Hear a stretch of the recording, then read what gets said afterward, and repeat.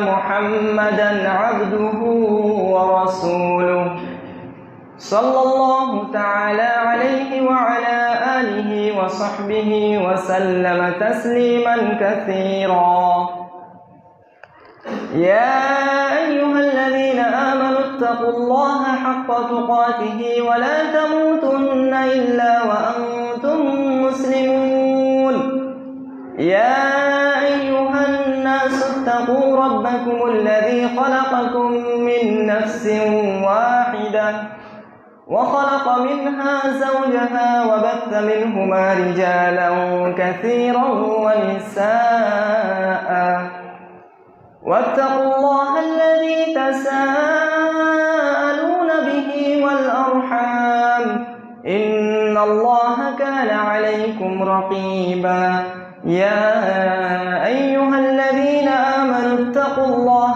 وقولوا قولا سديدا يصلح لكم أعمالكم ويغفر لكم ذنوبكم ومن يطع الله ورسوله فقد فاز فوزا عظيما أما بعد فإن خير الحديث كتاب الله وخير الهدي هدي محمد صلى الله عليه وسلم وشر الأمور محدثاتها وكل محدثة بدعة وكل بدعة ضلالة وكل ضلالة في النار فأعوذ بالله السميع العليم من الشيطان الرجيم من همزه ونفخه ونفثه بسم الله الرحمن الرحيم فيومئذ لا يعذب عذابه أحد ولا يوثق وثاقه أحد وقال النبي صلى الله عليه وسلم يؤذيني ابن آدم يسب الدهر وأنا الدهر أقلب الليل والنهار رب اشرح لي صدري ويسر لي أمري واحلل عقدة من لساني يفقهوا قولي سبحانك لا علم لنا إلا ما علمتنا إنك أنت العليم الحكيم মহান আল্লাহর সমস্ত প্রশংসা যে আল্লাহ রব্বুল আলামিন সময় কাল সবকিছুর মালিক, সমস্ত সৃষ্টি তার এবং সবকিছুই তার আয়ত্তাধীন। তার মালিকানার, তার ক্ষমতার বাইরে কোনো কিছু নাই। সালাত ও সালাম নাজিল হোক সমস্ত আম্বিয়া ও রসুলগণের ওপর, বিশেষভাবে আমাদের প্রিয় নবী মুহাম্মদুর রাসূলুল্লাহ সাল্লাল্লাহু আলাইহি ওয়াসাল্লামের ওপর। আল্লাহুম্মা সাল্লি ওয়া সাল্লিম আলা নাবিয়্যিনা মুহাম্মাদিন সাল্লাল্লাহু আলাইহি ওয়াসাল্লাম। সম্মানিত উপস্থিতি, আজ জুমার দিন, আর যেহেতু শীতকাল শুরু হতে চলেছে,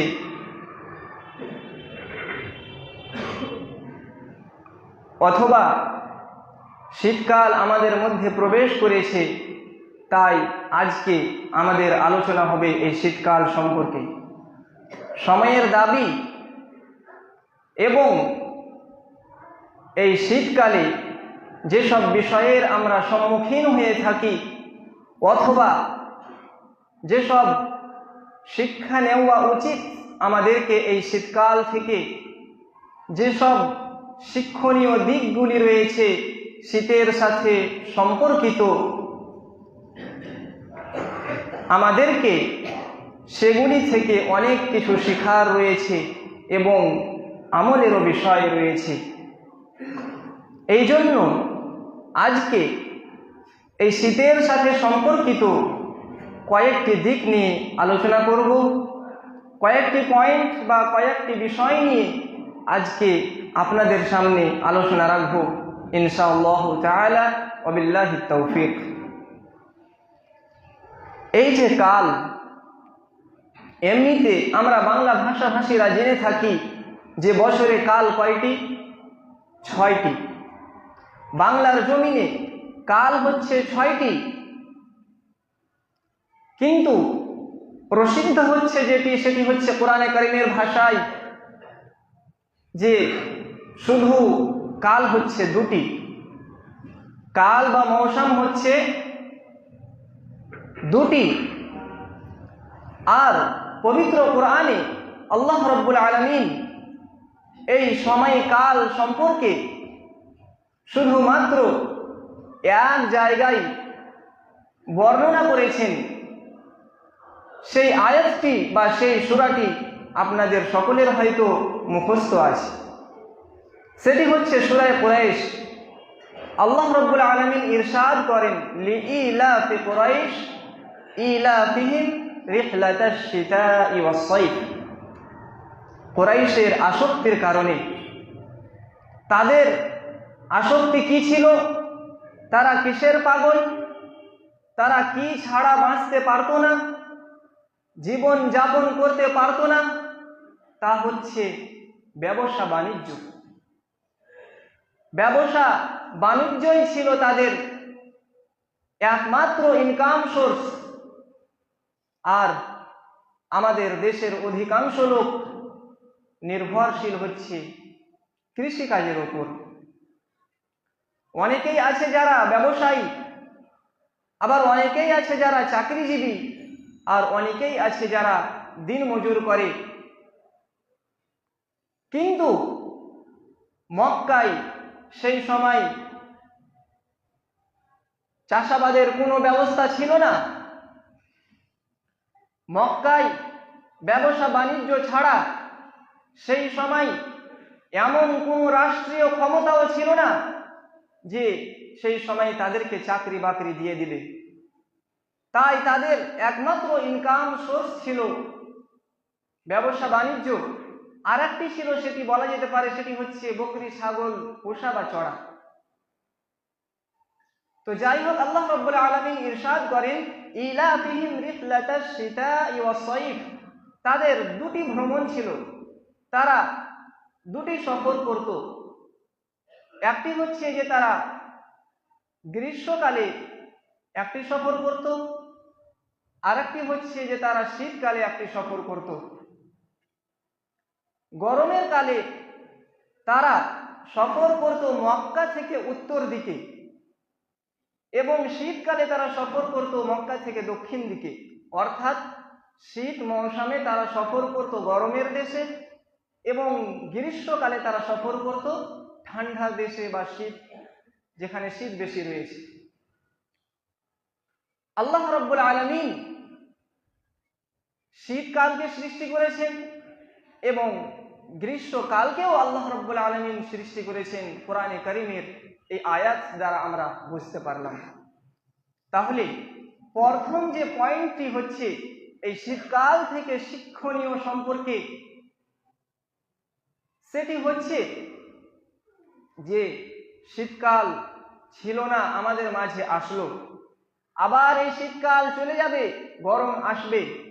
এই যে সময়ের কালের আবর্তন বিবর্তন, আসা যাওয়া, এখানে শিক্ষণীয় দিক কি রয়েছে?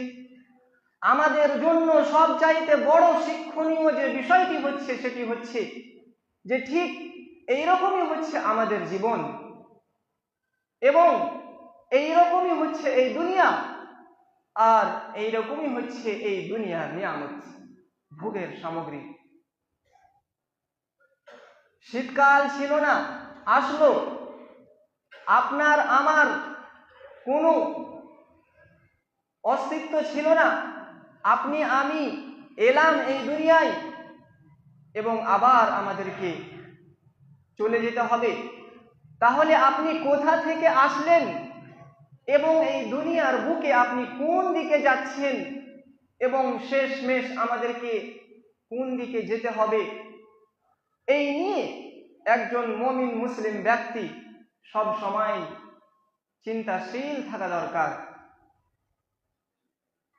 শেষ পরিণাম যে এই নামে এক লোক ছিল, অমুক জায়গায় অমুক গ্রামে থাকতো, এখন সে নাই, বিদায় নিয়ে চলে গেছে, দুনিয়া শেষ হয়ে যাবে, এই জন্য নবী সাল্লাল্লাহু আলাইহি ওয়াসাল্লাম ইরশাদ করেন, কুন ফিদ দুনিয়া কাআন্নাকা গরীব, যে দুনিয়ায় তুমি এমন ভাবে বসবাস করো যেন দুনিয়া তোমার জন্য মুসাফিরখানা, মুসাফিরের যাত্রা। মুসাফির অর্থাৎ যারা সফর করে, আপনি এখান থেকে দিল্লি সফর করবেন, কিন্তু মাঝ রাস্তার কোনো জায়গাকে আপনি যেমন গন্তব্য মনে করেন না, ডেস্টিনেশন মনে করেন না, সেই জায়গা যতই আরামদায়ক থাক না কেন, যত আরামের জায়গা থাক না কেন, যতক্ষণ না আপনি গন্তব্যে না পৌঁছাচ্ছেন, আপনার কিন্তু মন মস্তিষ্ক ঠিক থাকে না, অন্তর ঠিক থাকে না, যে আমি যদি বাইরে যাই তাহলে সেই জায়গায় কবে পৌঁছাবো, আর সেই জায়গায় ফেরার পথে যদি বাড়ি আসি তাহলে আমার বাড়ি, আমার গন্তব্য কবে পৌঁছাবো। তাহলে আমাদের সকলকেই এই নিয়ে ভাবা দরকার, চিন্তা করা দরকার। এবং নবী সাল্লাল্লাহু আলাইহি ওয়াসাল্লাম ইরশাদ করেন যে ইউযিনি ইবনু আদম, আল্লাহ রাব্বুল আলামিন বলছেন, নবী সাল্লাল্লাহু আলাইহি ওয়াসাল্লাম ইরশাদ করেছেন, ইউযিনি ইবনু আদম, যে আদম সন্তান আমাকে গালি দিয়ে থাকে। কিভাবে গালি দিয়ে থাকে? ইয়াসুবুদ দাহরা, অর্থাৎ তারা যুগ জামানাকে গালি দিয়ে থাকে। ওয়া আনা দাহরু, আল্লাহ রাব্বুল আলামিন বলছেন যে দিনের, রাতের এবং সময় কালের আবর্তন বিবর্তনকারী হচ্ছি আমি। ওয়া আনা মুকাল্লিবুদ দাহরা, এর প্রমাণ তার পরের অংশটুকু থেকে জেনে নিতে পারেন। ওয়া আনা উকাল্লিবুল লাইলা ওয়ান নাহার, যে দিনকে রাতে প্রবেশ করা এবং রাতকে দিনে প্রবেশ করা, এটি কে করে থাকে? মহান আল্লাহ রাব্বুল আলামিন। আল্লাহ রাব্বুল আলামিন ইরশাদ করছেন, তুলিজুল লাইলা ফিন নাহারি ওয়া তুলিজুন নাহারা ফিল লাইল ওয়া তুখরিজুল হাইয়া মিনাল মাইয়িতি ওয়া তুখরিজুল মাইয়িতা মিনাল হাই। রাতকে দিনে ঢুকানো এবং দিন শেষে রাত ঢুকানো, এটি কে করে থাকে? আল্লাহ রাব্বুল আলামিন। এই আয়াতের এটিও একটি তাফসীর। আরেকটি তাফসীর সেটি হচ্ছে যে রাতের কিছু অংশকে দিনে প্রবেশ করে দেওয়া এবং দিন বড় হয়ে যায়, এবং দিনের কিছু অংশকে রাতে ঢুকিয়ে দেওয়া আর আস্তে আস্তে রাত বড় হয়ে যায়। এটিও একটি তাফসীর, যেটি এই হাদিস দ্বারা আমরা বুঝতে পারলাম। সম্মানিত উপস্থিতি, দ্বিতীয় যে বিষয়টি নিয়ে আপনাদের সামনে আলোচনা করব, শীতকাল থেকে শিক্ষণীয় দিক, সেটি হচ্ছে যে এই শীতকালে প্রচণ্ড ঠান্ডা লেগে থাকে। ঠিক এমনই গরমের সময়ও মানুষকে অনেক কষ্ট লেগে থাকে, এটা কিন্তু স্বাভাবিক। একটি ভালো মানুষকেও কষ্ট লাগে, আর একটি খারাপ মানুষকেও কষ্ট লাগে। তাহলে আপনাকে যখন কষ্ট লাগবে, আপনি যখন দুনিয়ার কোনো আবহাওয়া বা কোনো জিনিস থেকে যখন কষ্ট পেয়ে থাকবেন, অনেক সময় আমরা দেখতে পাই গরমের দিনে বা কৃষিকাজের ক্ষেত্রে যে অনেক মানুষ বলে থাকে যে আল্লাহকে দেখতে পায় না, এই সময় বৃষ্টি দিয়ে দিল। ঠিক এমনই অনেক রকমের ধারণা রয়েছে, যা মানুষ অজানার ক্ষেত্রে হোক বা জেনে বুঝে হোক সে বলে থাকে। এটা কিন্তু আপনি আল্লাহকে গালি দিলেন, আপনি একটি কাবিরা গুনাহ করলেন। এটি আপনার ঈমানের ত্রুটি, শুধু আমলের ত্রুটি নয়, এটি আপনার আকীদাগত ত্রুটি। এটি আপনি এক ধরনের শিরক করলেন, সেটি বড় শিরক না হলেও একটি ছোট শিরক বা ছোট কুফরি হতে পারে। আপনি তাওহীদের পূর্ণতাকে নষ্ট করলেন, যদিও আপনি আল্লাহ রাব্বুল আলামিনের বিধানকে অস্বীকার করেননি, কিন্তু আপনি তাওহীদের পূর্ণতাকে আপনি নষ্ট করলেন। তাহলে আমাদের সকলের উচিত, আমাদের কর্তব্য যে আমরা যেন এই হাদিসের অনুযায়ী, আল্লাহ রাব্বুল আলামিন, এটি কিন্তু হাদিসে কুদসি, আল্লাহ রাব্বুল আলামিন যুগ জামানাকে গালি দিতে মানা করেছেন এবং তিনি নিজেই বলেছেন যে এই যুগ জামানার আবর্তন বিবর্তনকারী আসা যাওয়া নিয়ে যাওয়া সেটি আল্লাহ রাব্বুল আলামিন করে থাকে। তৃতীয় যে বিষয়টি নিয়ে আলোচনা করব সেটি হচ্ছে যে এই শীতকালে প্রচণ্ড যে ঠান্ডা লেগে থাকে সেটি কোথা থেকে আসে আপনি কি জানেন? সেটি কিন্তু জাহান্নামের শ্বাস। জি, নবী সাল্লাল্লাহু আলাইহি ওয়াসাল্লাম ইরশাদ করেন, ইশতাকাতিন নারু ইলা রাব্বিহা, যে জাহান্নামের আগুন যখন বিশাল গরম হয়ে যায়, বিশাল উত্তপ্তর কারণে, তখন জাহান্নাম আল্লাহ রাব্বুল আলামিনকে শিকায়াত করলেন, হে রব্বুল আলামিন, হে আমার রব, আর বরদাস্ত হচ্ছে না। জাহান্নাম আল্লাহ রাব্বুল আলামিনকে অভিযোগ করলেন, কি বললেন? ইশতাকাতিন নারু ইলা রাব্বিহা ফাকালাত ইয়া রাব্বি আকালা বা'দি বা'দা, হে আমার রব, হে আমার প্রভু, আমার একটি অংশ আরেকটি অংশকে গিলে খাচ্ছে, গ্রাস করে নিচ্ছে। তাহলে জাহান্নামের আগুন কত কঠিন হতে পারে। এই অভিযোগ শুনে আল্লাহ রাব্বুল আলামিন জাহান্নামকে কি আদেশ দিলেন? দুইটি শ্বাস নেওয়ার আদেশ দিলেন। ফাআযিনা লাহা বিনাফাসাইন, নাফাসুন ফিস সাইফ ফাহুয়া আশাদ্দু মা তাজিদুনা মিনাল হাররি ওয়া আশাদ্দু মা তাজিদুনা মিনাজ জামহারির। জাহান্নামকে দুইটি শ্বাস নেওয়ার আদেশ দিলেন। এই প্রচন্ড গরমের দিনে যে গরম পড়ে থাকে সেটি কিন্তু সেই জাহান্নামের গরমের অংশ যখন শ্বাস নেই তার কারণেই কিন্তু আমাদের এই জমিনে গরম পড়ে থাকে। এবং জাহান্নামের আরেকটি অংশ হচ্ছে শীতল ঠান্ডা। সেই শীতল অংশটি যখন শ্বাস নেই তার কারণে আমাদের এই জমিনে ঠান্ডা পড়ে থাকে। আল্লাহ রাব্বুল আলামিন কোরআনে কারিমে ইরশাদ করেন, ফায়াউমা ইযিল লা ইউআযযিবু আযাবাহু আহাদ, অর্থাৎ আল্লাহর মতো কঠিন শাস্তি দেনেওয়ালা এই দুনিয়ার বুকে কোনো ব্যক্তি নাই। তাহলে জাহান্নামের আগুন, জাহান্নামের আযাব কত কঠিন হতে পারে আমার আপনার চিন্তা করা দরকার। আল্লাহ রাব্বুল আলামিন কোরআনে কারিমে আর এক জায়গায় ইরশাদ করেন, ফায়ুআযযিবুহুল্লাহুল আযাবাল আকবার, মহা শাস্তি, সবচাইতে বড় শাস্তি আল্লাহ রাব্বুল আলামিন দিবেন জাহান্নামের শাস্তি। তাহলে এত কঠিন শাস্তি আল্লাহ রাব্বুল আলামিন আমাদের জন্য প্রস্তুত করে রেখেছেন। একজন সাহাবী নবী সাল্লাল্লাহু আলাইহি ওয়াসাল্লামের কাছে এসে জিজ্ঞাসা করলেন, মাতা সাআতু ইয়া রাসূলুল্লাহ, এই আল্লাহর রাসূল সাল্লাল্লাহু আলাইহি ওয়াসাল্লাম, কিয়ামত কখন আসবে?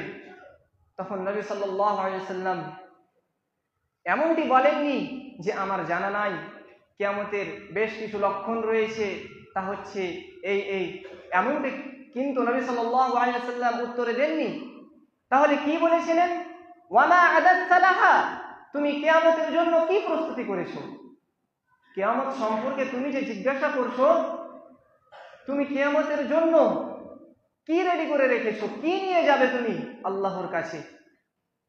এখন আমাদের হিসাব নেওয়ার কেউ নাই, আমাদের বিচার করার কেউ নাই, আমাদের কাছে এখনো সুযোগ রয়েছে। অর্থাৎ এই সুযোগ থাকা ক্ষেত্রেই আমাদেরকে সংশোধন হয়ে যেতে হবে। এমনটি নয় যে শেষ দিকের অপেক্ষায় থাকবো, যখন তওবা কোনো কাজে আসবে না, আপনার সংশোধন কোনো কাজে আসবে না, আপনার কালিমা পড়া কোনো কাজে আসবে না, সেই সময়ের অপেক্ষায় কিন্তু আপনি আমি থাকবো না। আল্লাহ রাব্বুল আলামিন আমাদের সকলকেই যেন বুঝার তৌফিক দান করেন। আরেকটি পয়েন্ট শীতকাল থেকে শিক্ষণীয় বিষয়, সেটি হচ্ছে যে এই শীতকালে আমরা কিন্তু অনেক কিছু ইনভেস্টমেন্ট করে থাকি। এই শীতকালে আপনি দেখবেন যে রাত্রি অনেক লম্বা হয়ে যায় এবং দিন কিন্তু অনেক ছোট হয়ে যায়। এই মর্মে ইবনে মাসউদ রাদিয়াল্লাহু তাআলা আনহু থেকে একটি উক্তি রয়েছে, এটি কিন্তু হাদিস নয়, কিন্তু ইবনে মাসউদ রাদিয়াল্লাহু তাআলা আনহু তিনি হচ্ছেন সাহাবী, যিনি নবী সাল্লাল্লাহু আলাইহি ওয়াসাল্লামের কাছে ডাইরেক্ট ইলম অর্জন করে থাকেন।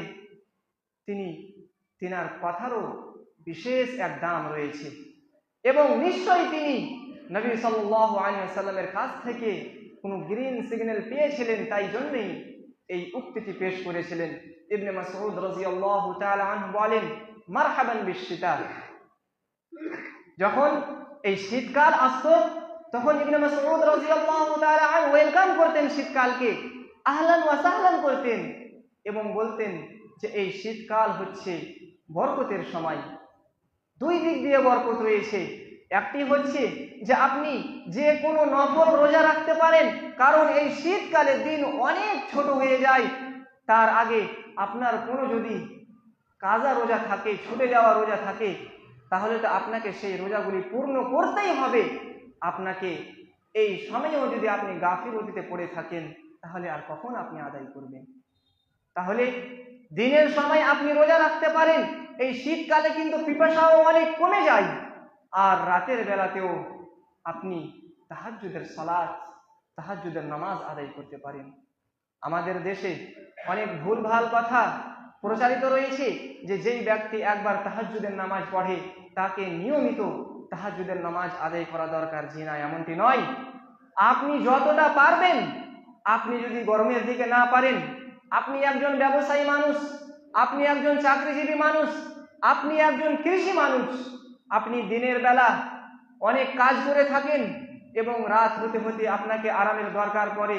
আপনি যদি এই গরমকালে কোনো নফল ইবাদত ভালো না করতে পারেন, তাহলে কমপক্ষে এই শীতকালকে আপনাকে গনিমত মনে করতে হবে, লাভদায়ক মনে করতে হবে।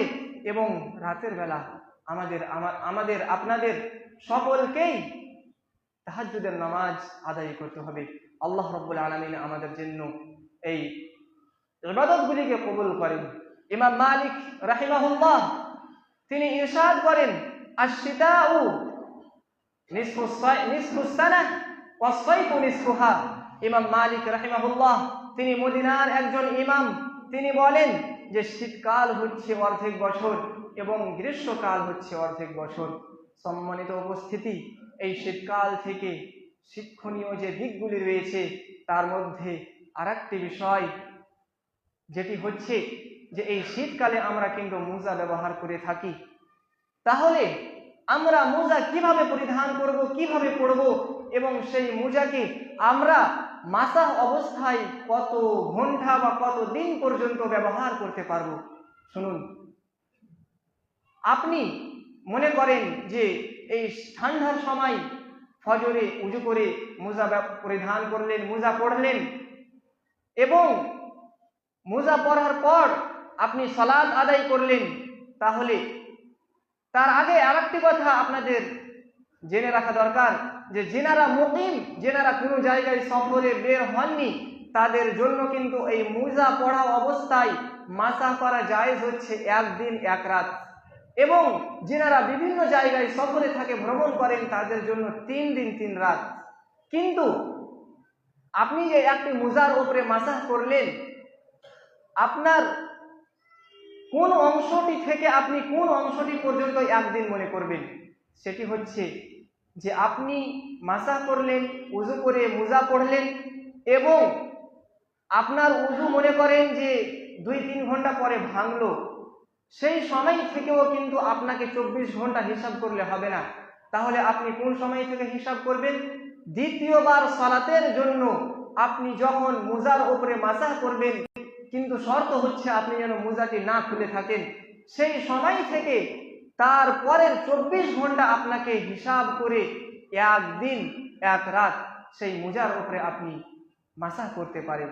ফজরের সময় আপনি উযু করে মোজা পড়লেন, আপনার উযু ভাঙলো 1-2 ঘন্টা পর, আপনি দ্বিতীয় উযু করছেন কবে? জোহরের সালাতের সময়। তাহলে আপনি মোজার উপরে যে মাসাহ করলেন, সেই জোহর থেকে আগামী দিনের যে জোহর রয়েছে সেই দিন পর্যন্ত আপনি মোজার উপরে মাসাহ করতে পারেন। এবং যেনারা মুকিম, যেনারা মুসাফির, যেনারা বিভিন্ন জায়গায় যেয়ে থাকে, তাদের জন্য রয়েছে 3 দিন 3 রাত।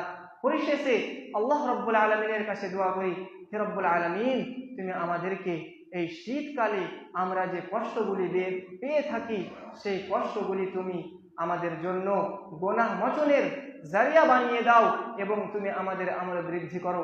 হে রব্বুল আলামিন, আমরা যেমনই আমল করতে পারছি রব্বুল আলামিন তোমাকে শুধুমাত্র রাজি করানোর জন্য, অন্য কাউকে নয়। হে রব্বুল আলামিন, তুমি আমাদের ইবাদতগুলিকে কবুল করো। হে রব্বুল আলামিন, তুমি আমাদের মাঝে যিনারা অসুস্থ রয়েছে তাদেরকে তুমি সুস্থতা দান করো। আকুলু কওলি হাযা ওয়া আস্তাগফিরুল্লাহ লি ওয়া লাকুম ওয়া লিসাইরিল মুসলিমিনা মিন কুল্লি যামব ফাস্তাগফিরুহু ইন্নাহু হুয়াল গফুরুর রহিম।